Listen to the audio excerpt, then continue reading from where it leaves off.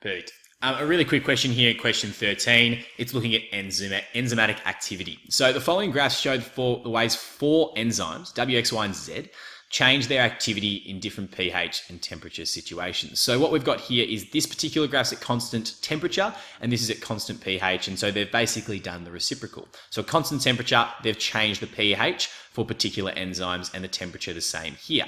So what I basically extract before I even look at the question stem is that the optimal activity for W and X occurs at the pH of 3 and 7 respectively, and the optimal temperature for enzyme Y is 35 and for Z is 75. That's what I know so far, given the constant pH. So the statements we want to actually look at are true. Which ones are true?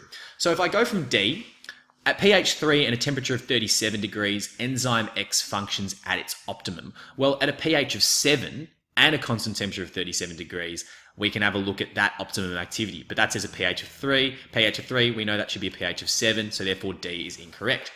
At pH 3 and a temperature of 37 degrees, the active site of enzyme W binds well with its substrate, and that would mean it's at some optimum activity. So if we look at enzyme W, there's a pH of 3, it's at a constant temperature of 37. That actually looks like a reasonable conclusion to make because the enzymatic activity is at its pinnacle or its turning point. C looks to be correct.